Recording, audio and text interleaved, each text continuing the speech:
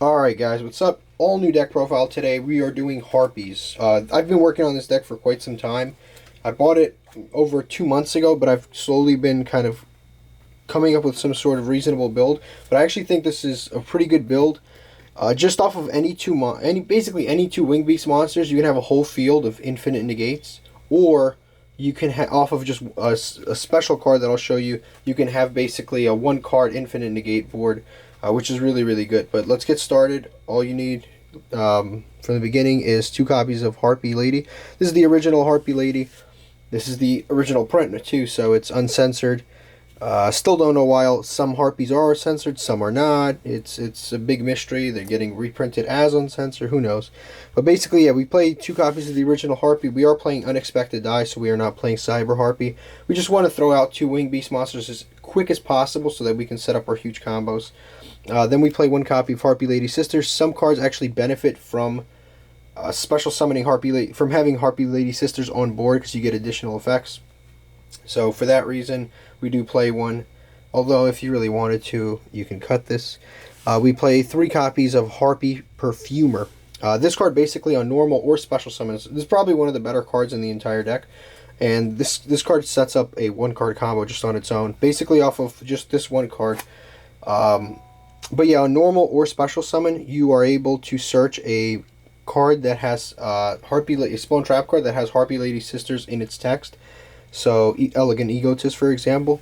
And then on top of that, if you have a level 5 or higher Harpie monster on the field, you can actually search 2. So it's either a +1 or a +2, which is really awesome. Next we play 3 copies of Harpie Chandler. This card basically discard a Harpie, and then you can special summon a Harpie from your deck. And then it has level modulation, but we don't play any level 7s in our particular build, so that's not really relevant. But you can also, if you have a dragon, this turns into a level 7. So if you, for example, summon a Harpie's Pet Dragon, this will turn to a level 7. You can make rank 7 plays. We play 1 copy of Harpie Oracle. This card it's one of those more consistency cards. Basically, on normal or special summon, you can it has a search effect, but you get the card during the end phase, so it's kind of weird. You have normal special summon it, and then in that turn you get to during the end phase search. So there's that effect, and then you can also special summon it for free if you control level 5 or higher Harpie monster. It's going to be useful. 1 Harpie Dancer. If you bounce a card back to your hand, you can bounce a wind monster back to your hand and then normal summon an additional Harpie card. And this card is actually really good with one of the field spells that we're playing, which is Divine Wind of the Mist Valley. Yeah, very good card with that because you get to just summon a ton of stuff. 2 Harpie Harpists. This is just another one of those consistency card. Lets you search during the end phase if this card is in the graveyard and sent there that turn. But basically that's one of the main effects that you're going to be using on this card. Yep.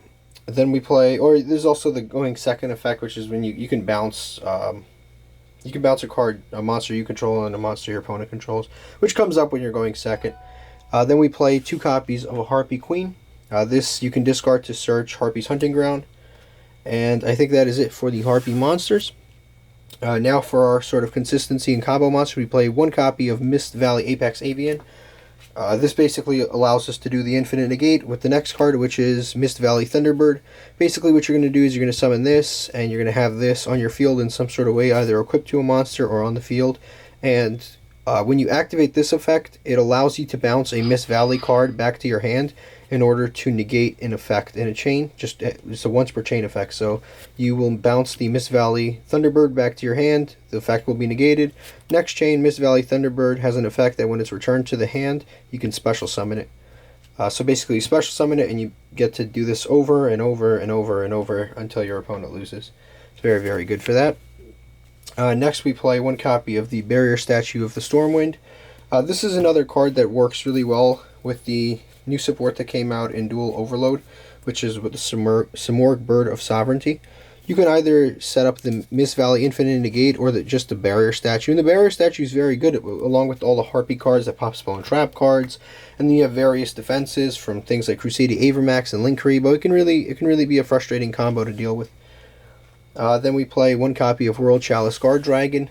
This card basically you can get off of Dragon's Ravine or off of the guardragons, but What it allows you to do is banish itself out of the graveyard to summon a normal monster from your graveyard. It's going to be the Harpie Lady, obviously.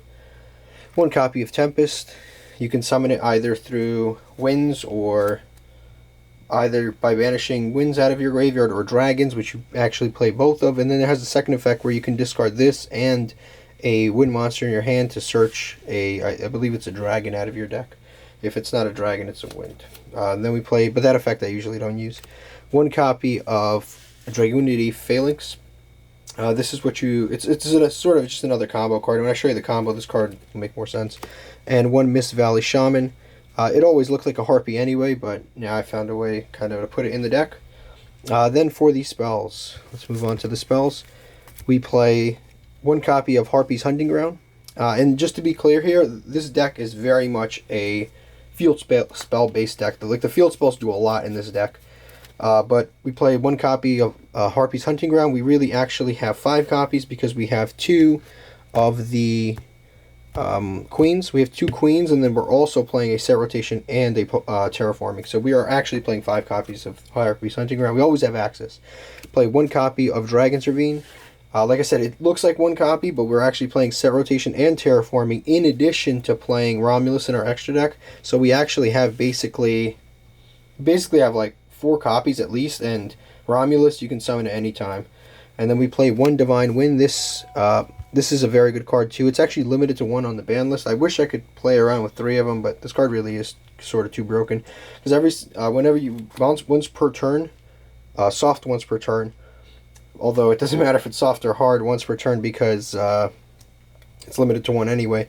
But basically, when a wind monster gets bounced to your hand, you can special summon a wind monster from your deck, which can be really useful with this deck because you can get a ton of free resources, especially when you do it during your opponent's turn, because you can summon barrier statues in addition to the infinite negate.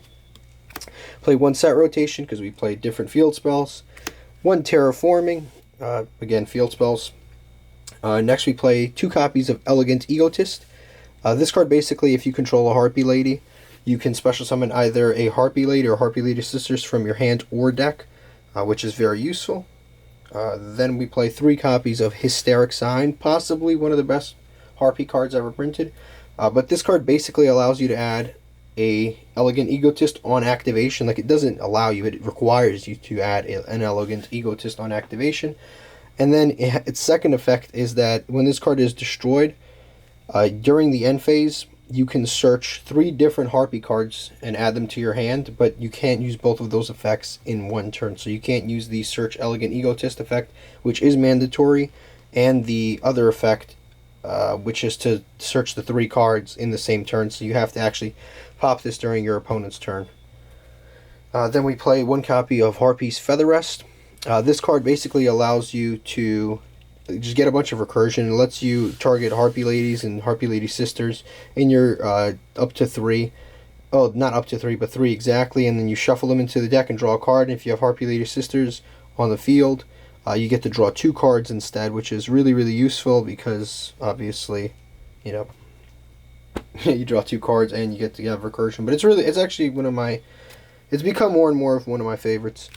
We play 1 copy of Alluring Mirror Split. It doesn't actually have Harpie in the name, but this card, when a Harpie Lady monster is destroyed by battle or card effects, you can basically just replace it. Same thing with the other thing is when this is destroyed by a Harpie effect, you get to special summon a monster. It's just more consistency for your deck. Then we play 3 copies of Unexpected Die to summon Harpie Ladies, 1 Dragunity Divine Lance, again this is for the combo, and 3 copies of one of the best trap cards ever made, Harpie's Featherstorm. Basically, if you control a Wing Beast, you can negate all of the effects of your opponent's monsters for the rest of the turn, of all of their activated effects for the rest of the turn, which is just crazy. And if you control a Harpie Lady, you can activate this from your hand. Well, not a Harpie Lady, I think it's just even a Harpie monster. Yeah, if you control a Harpie monster, you can activate this from your hand, and that's already all crazy. Because like, let's say you summon this is just bananas, right? This is why you don't actually need to play Call by the Grave all that much. Because you can normal summon not a Harpie Lady. You can normal summon, for example, Harpie Perfumer to your side of the field. And if your opponent activates Ash Blossom, you can activate Harpie's Featherstorm, and it basically negates that which is just bananas, because it, yeah, it just prevents them from really interacting with you in that way. And on top of that, and that's turn 1, of course, and then on top of that, if this card is destroyed, you can search a Harpie's Feather Duster from your deck to your hand. Unfortunately, that card's banned. I'm hoping that it comes back sometime soon. I'm not even joking with you, I've been picking them up from the minute it got banned in 2003. I probably have hundreds of them. But hopefully it gets unbanned so I can play it in this deck. But let's move on to the extra deck. We play 1 copy of Abyss Dweller, a lot of level 4s, 1 Martial Metal Marcher. This is for the various plays that you're going to make, basically the tuner plays, all those tuners that I showed you. Link Cross, 1 Link Karibo, 1 Alpi, 1 Pisty. This is with those, basically any dragons that I showed you.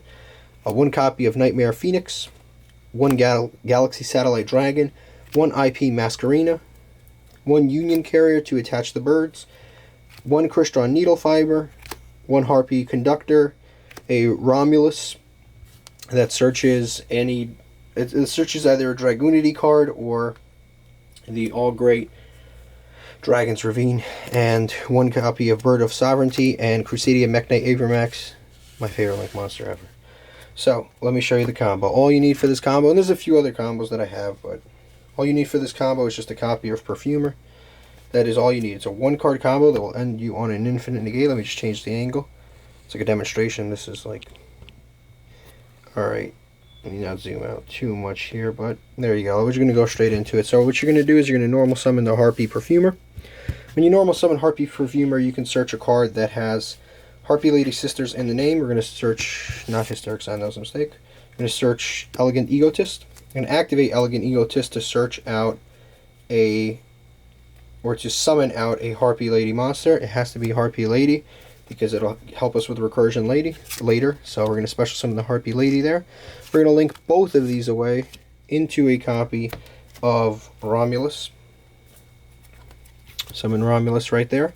Next, off of Romulus, we're going to search for a Dragoonity card, which is going to be Dragoonity Lance. I'm just going to move this down. You guys know the zones.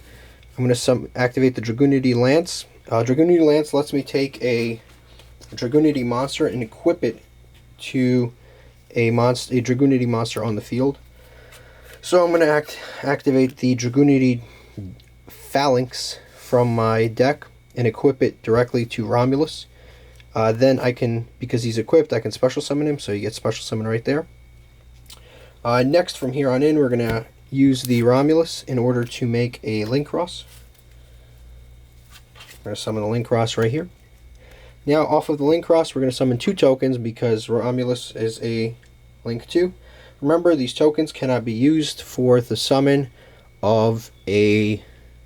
basically, they can't be used for Link summoning, but they're basically game for anything else. You contribute them, you can synchro them, anything like that.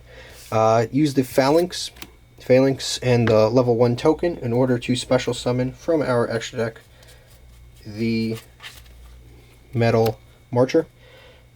Next, we're going to activate Metal Marcher to special summon the Phalanx back from the graveyard, which will give us back a dragon and a tuner. Now we're going to use the Link Cross, which can be linked away, and the Metal Marcher, which is a tuner. Link those 2 away in order to special summon our Crystron Needlefiber. Right there, we're going to activate Crystron Needlefiber in order to special summon from the deck a copy of Mist Valley Shaman, which is basically a tuner that's level 3 and a wing beast, which is highly important. We're going to link both the Crystron Needlefiber and the Mist Valley Shaman away in order to special summon the Simorgh Bird of Sovereignty on this side so it doesn't interact negatively with that token.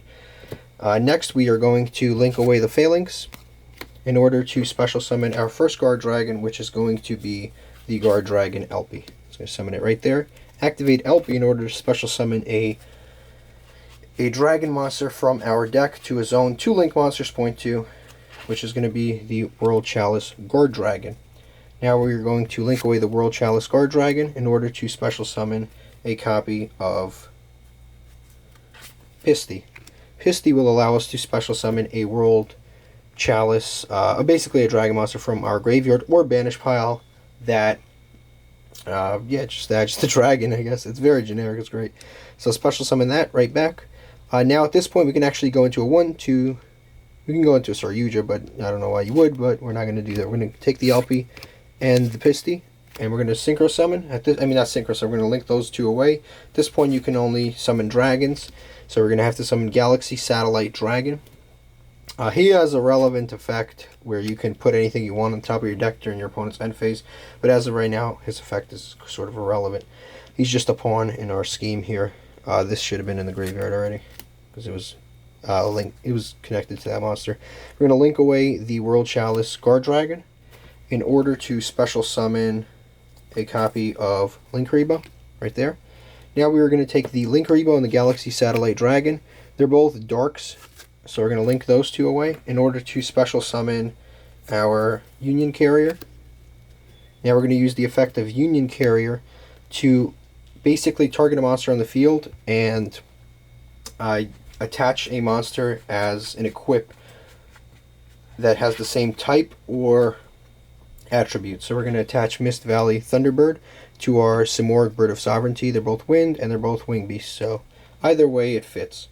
So we're going to attach that, and then from here on in we can actually take the Linkuriboh and we're going to tribute that token. It can't be used for link summon, but you can tribute the token in order to summon the Linkuriboh right there. Unfortunately, yeah, that's fine. Yeah, but that's basically it. Now we hit the end phase, and on end phase, the Simorgh Bird of Sovereignty will special summon a monster, a wing beast monster based on the unused spell and trap card zones. And your opponent, since you're going first, will have 5 open spaces, and you will have 4 open spaces. You can summon a level 9 or lower monster from your extra deck that is a wing beast. I'm going to summon Mist Valley Apex Avian to our side of the field. And remember, this is all off of 1 card, and you could have done far more. You could have done the Crusade Avermax and more. But yeah, basically off of 1 card, you have all of this. And you're probably saying, what in the world is all this? This is just a bunch of crap monsters that don't look like they add up. Basically, I have my other deck here. Let's say our opponent activates anything. They're going to activate Cards of Consonance, and pay cost. You're going to activate Mist Valley Apex Avian. You're going to bounce the equipped Thunderbird, Mist Valley Thunderbird to your hand, right there. And then you get to negate that effect. Now, when this card is bounced to your hand, you can special summon it in the next chain for free. So it gets special summoned. Neither of these two effects are once per turn. So they activated that Card of Consonance, it got negated. Okay, now they're going to activate Return of the Dragon Lords. We're going to activate Mist Valley Apex Avian. We're going to bounce the Thunderbird back to our hand. This will get negated, and this in the next chain will get special summoned again. Let's say our opponent gets fed up with this, and they're like, you know what, this is just outrageous. I am going to attack that stupid Mist Valley Thunderbird. Not a problem. We'll give them a Blue Eye Spirit Dragon. Let's say they got this on there somehow. We don't know, but you know they got it. But they basically summon this. They attack the Mist Valley Thunderbird to get rid of it. You can tribute Linkuriboh, make their monster 0, and now they can't get rid of it. Now, let's say, okay, they're done with their turn. They summoned a pretty big monster, but they weren't able to wipe us out. The Infinite Negate is there. You can actually, we'll summon this here just for clarity. The Infinite Negate is still there. They hit the end phase, and we can, on their end phase, special summon a barrier statue of the Stormwinds, and it's basically a wrap. After this, we're going to attack them a couple of times, and there's just no way they can really out this, because it's just an Infinite Negate off of just basically 1 card. It's pretty crazy. I've seen Infinite Gates on a few different decks, but this is actually pretty. It's pretty it's really consistent. There's even more things that you can do. You could have taken a totally different route. You could have actually ended on a board of, instead of the Mist Valley Thunderbird and the Bird of Sovereignty, you could have actually ended on, instead of this, you wouldn't have summoned this. You could have ended on a Crusadia Mekhnate Avermax, which would have been here, a Crusadia Mekhnate Avermax, a Linkuriboh, and a Barrier Stormwinds. And that would have been equally as difficult to get over, because you wouldn't have the negates, but you basically, they can only attack Crusadia Avermax, or they can only, if they do attack, if they get rid of this, like let's say they kaiju this, they have to get rid of the, well, they'd have to win kaiju too, but they'd have to attack over a Linkuriboh. and then lose their attack. But it's actually a really, really good lock in that regard too. So either of those locks are available just basically off of that one single Harpies Perfumer, and you can even do a huge, much larger board if you have the Harpie Chandler and any Harpie monster. You can actually end on this or the other one plus an Abyss Dweller. But that's basically it. I hope you guys enjoyed. This deck has been very fun to play around with and build. It's actually surprisingly really, really, really good. And if you enjoyed this video, please subscribe and leave a comment and do all that great stuff. Thank you for watching, guys.